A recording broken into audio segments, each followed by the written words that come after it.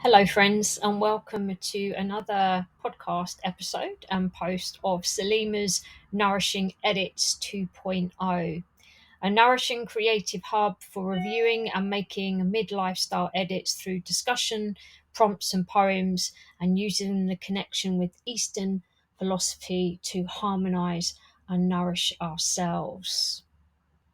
Today's post, well, there's quite a bit to go through, but I think you're going to enjoy it. It's affectionately called Tiny Feet, Practices to Find Your Footing in an Unsteady World and Life. Chant, chakras, pedicures, and a walking meditation all await you this week. So let's get started.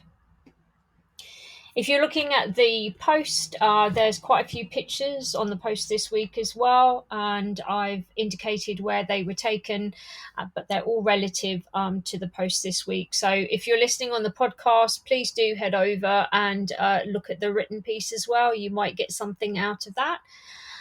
Anyway, this week, my friends, something arose in me, and if you managed to catch the video note I did earlier on in the week, then you'll know this, but I'm just going to reiterate it in case there's people that are listening that haven't seen that, so you know what we're talking about, basically.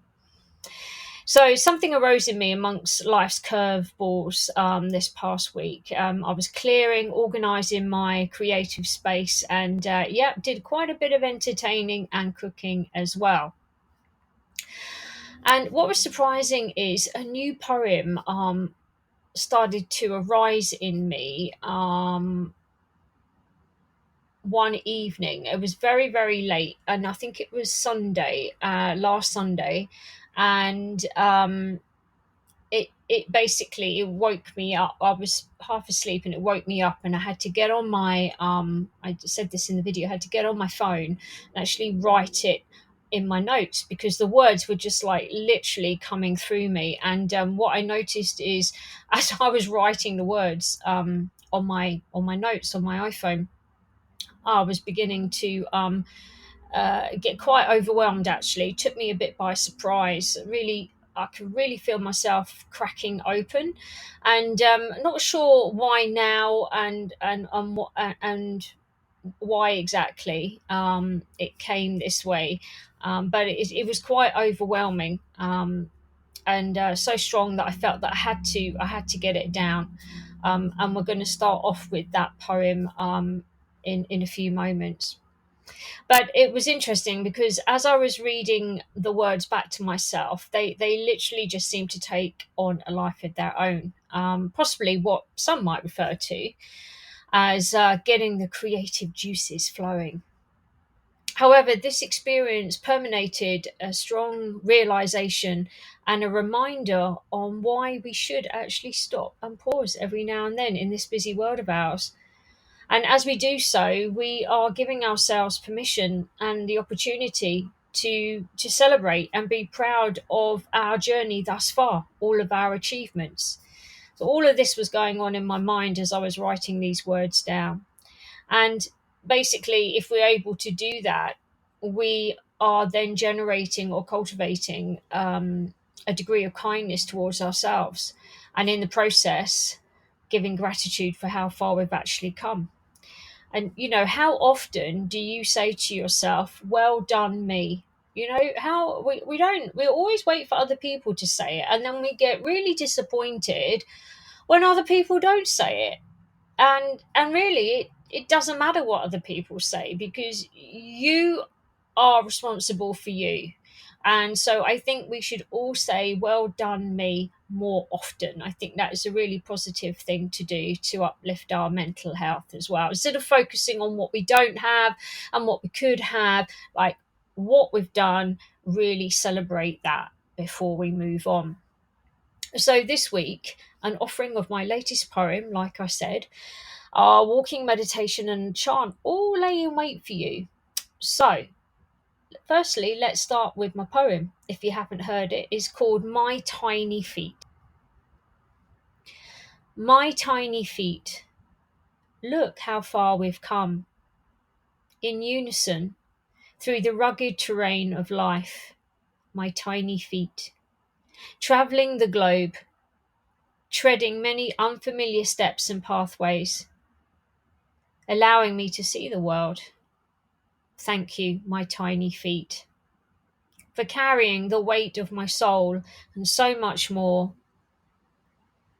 always there to ground me.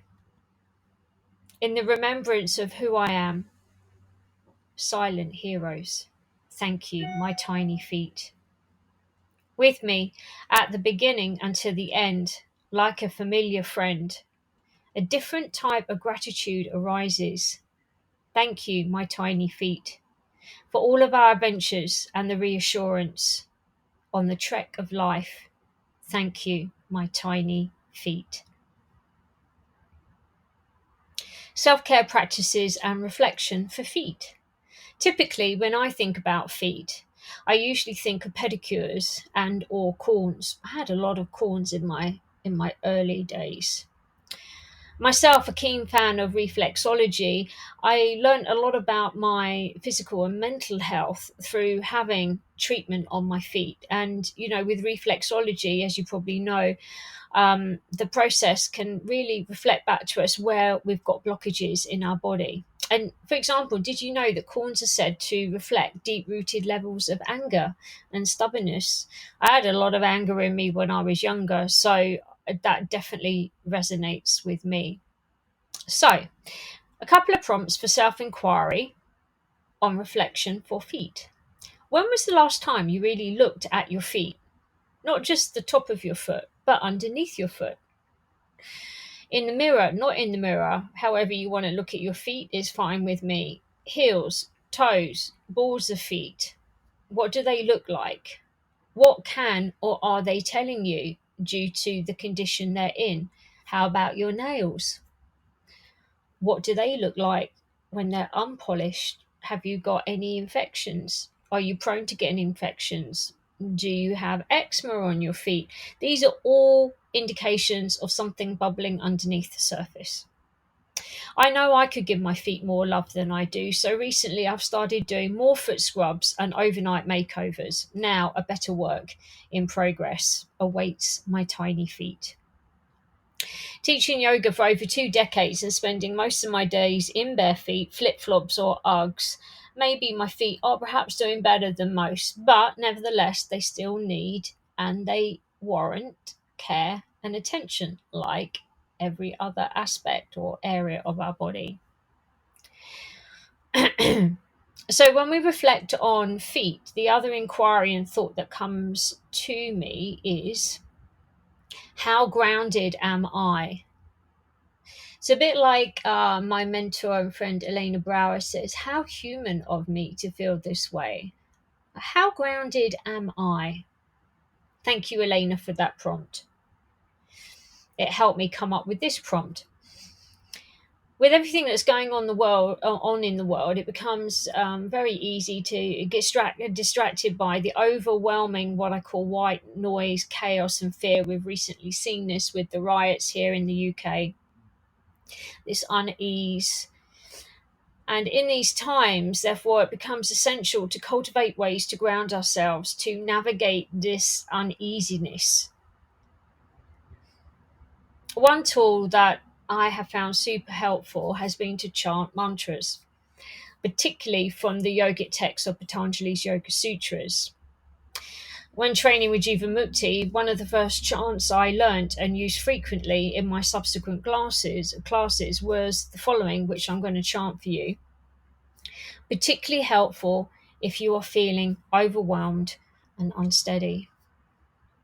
This chant actually serves as a reminder of the delicate balance between stability and ease, effort, grace and surrender in both the yoga practice and off the mat, meaning in life at large. In adapting these principles that the chant provokes, we can cultivate this sense of greater mindfulness, resilience and well-being, both on and off the mat, as I said. And as we navigate the complexities of modern living, hopefully finding inspiration in this ancient verse, this ancient sutra, to guide us towards a life that is has a higher content of harmony, balance, and inner peace. Sthira Sukham Asanam. Sthira is this sense of steadiness, stability. Sukha is happiness and ease, and asanam is posture. Not necessarily just the posture on the mat, although predominantly that's what this verse is referring to, but how you hold yourself in the world, how you hold yourself up in the world. Sthira Sukham Asanam. So I'm going to grab a bit of water. A bit of a dry throat today here because it's very hot in the UK. I think we're almost up to 30 degrees today and very dry. So excuse me for clearing my throat, but it's very dry here. Okay, so we're going to have a go at chanting this, and you can stop, pause, and sing along, chant along with me, or you can just say it. You can just say it. That's also fine. Sthira Sukham Asanam. If you're going to chant it, it could sound something like this. Sthira Sukham Asanam. Sthira Sukham Asanam. Sthira Sukham Asanam.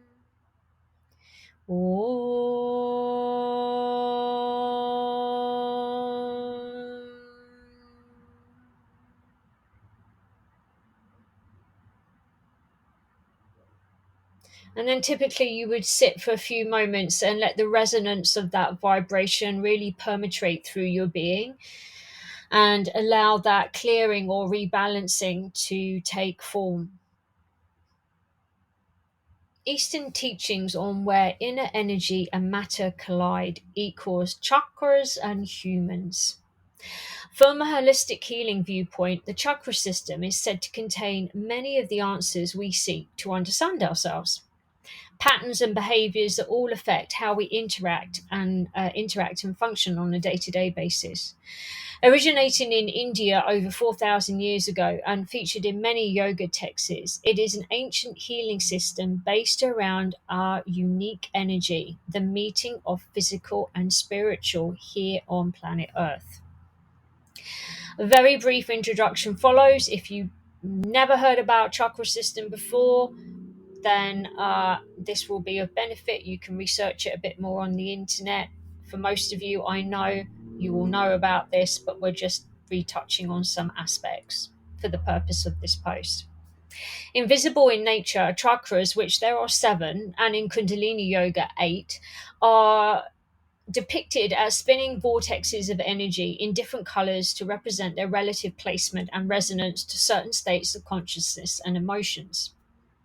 If you're new to entertaining this idea, then try and picture this. Imagine your spine and either end of that, the top and the bottom, or bottom and top, I should say. And in this theory, the spine is depicted as a tube. It's referred to as Shushuma Nadi, this central energy column where energy flows or doesn't flow, basically. These chakras are placed from the root to the crown along this tube. Now, if you want to go a little bit further into it, and most of you will know there is also a channel to the right and a channel to the left. They start on the outside of this tubular shape and they cross sections as they go up and down the spine. And it's at that cross, and this is a very broad, brief description here, is where you'll find the chakras sat. But today we are focusing on just the first one, which is referred to as a Muladhara, the root chakra. Bottom of that tubular shape, obviously the element is earth because it's located at the base of the spine. And here it represents survival, money, trust, grounding, stability, self-preservation, prosperity, robust physical health, and to be in the present moment. However, like all of the chakras, they all have positive and negative traits. or I should say positive and the shadow side of ourselves, the negative aspect. This one is particularly strong, and yes, you've guessed it, it's fear, something that always trips us up no matter how much we try to overcome it. In the physical practice of yoga, all standing poses are beneficial for strengthening these positive attributes of this chakra. And some of the other postures, which there are many, which you may or may not know, some follow, which are helpful to strengthen your tenacity of purpose. And they are the following: child's pose, mountain pose, tree pose, squat pose, standing forward bend, and bridge pose.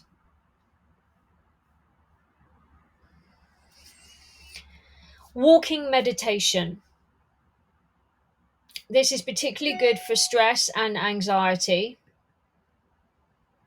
And the good news is that any age can do it, and you don't have to be a yoga practitioner. The great thing about walking meditation is that it can be done inside or outside. For the purpose of this post today, I'm going to talk you through an indoor practice, as it was one of the first I learnt before I ventured outside to practice. So, first one I did was actually on my yoga mat. It was simply walking from the back of the mat to the front, and then walking backwards from the top to the rear of my mat. Surprisingly simple, but very effective. So really, this practice is about cultivating more awareness and attention to your feet. So let's get started. Choose where you're going to walk and then follow these simple cues. While walking, you want to practice feeling the roll of the whole of each foot as you walk. Bear with me. Have a go at that just for a moment.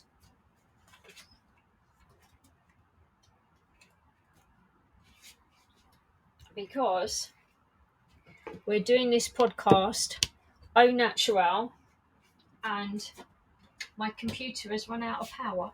So bear with me 2 moments. Plugging in and plugging down. There we go. Perfect. Okay. So while you're walking, I want you to practice feeling the roll of the whole of the foot. So think about, if you're walking forward, how does the whole of the foot feel in that participation? Be aware and try to distinguish when your heel touches down on the ground and when your foot is flat on the ground, and when your toes or your toe points back upward. I'm going to say these again in a moment. Next, observe any sensations, such as a warm sensation or perhaps even pain, without judgment, because here you're just observing. Next, if you find your mind wandering, gently return your attention back to your feet. Next, train your mind to notice when it drifts and help it return to the present moment. So let's go through those again. As you're walking, I want you to practice feeling the roll of the whole of each foot. And I'm saying the roll, it is a roll because you're going from the heel to the ball to the toe, and the toe to the ball to the heel. Those are the 3 touchdown points on the foot.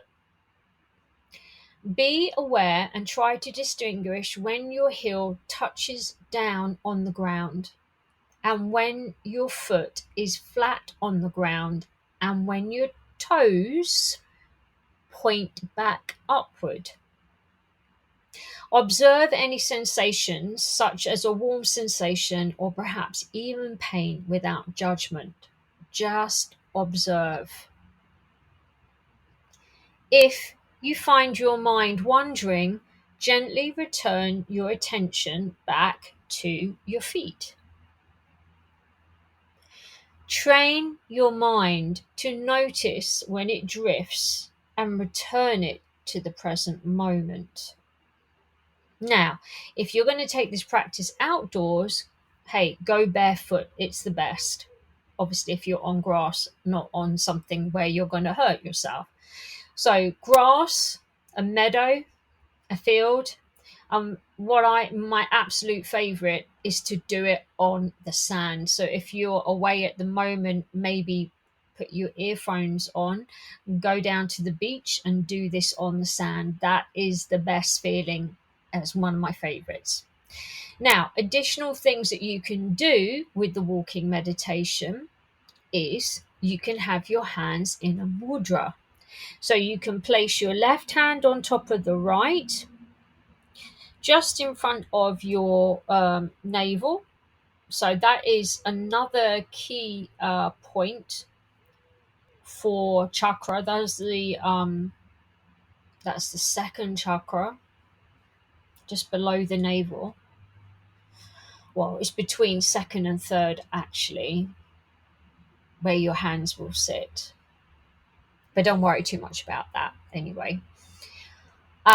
So you can have your, and the thumb tips are pressing.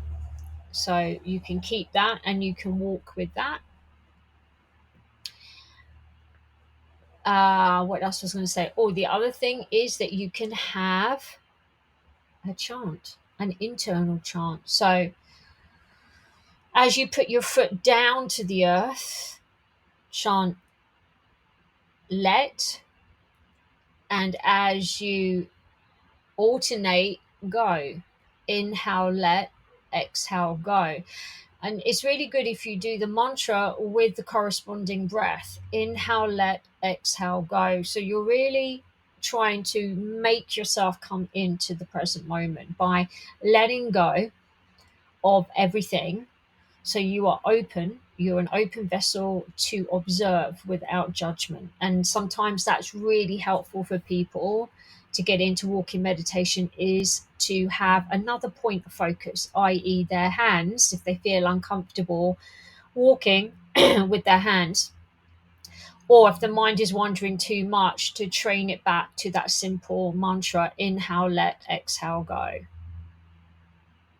So that concludes this week's post. I would love to hear how you get on with the chant and the walking meditation. Please feel free to leave any comments on Substack. And until next time, my friends, I wish you well. And yeah, take a moment to ask yourself, how grounded am I? How grounded am I? And well done, me. Those are the two takeaways I hope you get from this week. Okay, my friends, until next time, thank you for sharing, listening, commenting, and I'll see you on the other side.